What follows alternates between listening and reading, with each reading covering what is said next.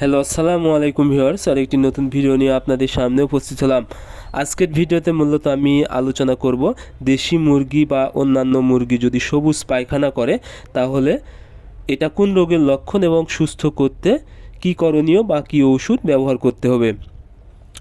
আপনারা যারা মুরগি পালন করে থাকেন অনেক সময় দেখা যায় দেশি মুরগি বা যে কোনো ধরনের মুরগি সবুজ পায়খানা করে। এখন হচ্ছে এই সবুজ পায়খানা কিন্তু অনেক সময় মারাত্মক রোগের কারণ হয়ে থাকে এবং দেখা যায় মুরগি মারা যেতে পারে। এজন্য অবশ্যই আপনাদেরকে বুঝতে হবে আসলে মুরগি কেন সবুজ পায়খানা করতেছে। সবুজ পায়খানা করার মূলত তিনটি কারণ, অর্থাৎ তিনটি সমস্যার জন্য কিন্তু মুরগি সবুজ পায়খানা করে থাকে। প্রধান যে কারণটা, অর্থাৎ মুরগি এতে সুস্থ থাকবে, প্রধান কারণ হলো মুরগি যদি খাবার কম খায়, অর্থাৎ দীর্ঘক্ষণ সময় যদি খাবার না খায় সেক্ষেত্রে দেখা যাবে মুরগি সবুজ পায়খানা করবে।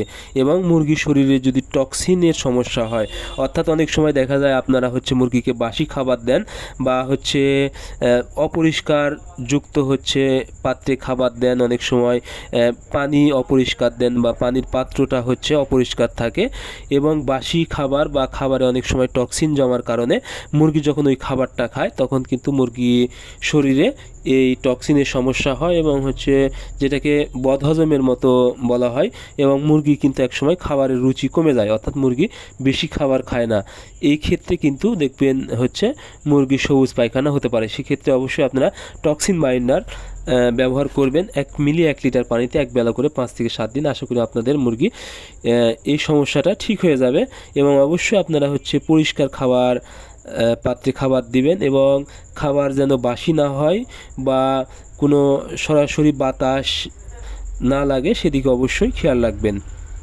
এরপরে যে সমস্যা সেটা হলো রানীক্ষেত। এই সময় দেখা যাবে মুরগি সবুজ পায়খানা করবে এবং মুরগি ঝিম মারবে, ঘাড় বাঁকা হয়ে যাবে এই ধরনের, এবং মুরগি মারা যাবে। এই ধরনের সমস্যা হলে কিন্তু সবুজ যদি পায়খানা করে এবং এরকম সমস্যা হয় তাহলে কিন্তু অবশ্যই আপনাদেরকে খুব দ্রুত ট্রিটমেন্ট করাতে হবে এবং এর প্রতিরোধে কিন্তু আপনারা রানীক্ষেতের ভ্যাকসিন অবশ্যই করে নেবেন 1.5 মাস পর পর। এবং এই সময় যদি রানীক্ষেত রোগের লক্ষণ বুঝতে পারেন, অর্থাৎ মুরগি মারা যাচ্ছে, ঘাড় বাঁকা হয়ে যাচ্ছে, সেক্ষেত্রে অবশ্যই আপনারা ভেটেরিনারি ডাক্তারের পরামর্শ নিয়ে ওষুধ খাওয়াবেন এবং হচ্ছে অসুস্থ যে মুরগিগুলো এগুলো মুরগিকে একদম আলাদা করে দেবেন।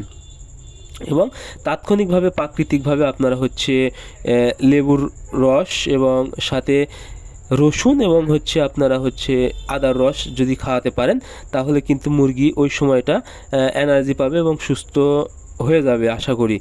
এরপরে হচ্ছে কলেরা রোগের যদি লক্ষণ প্রকাশ পায় সেক্ষেত্রেও কিন্তু মুরগি সবুজ পায়খানা করবে।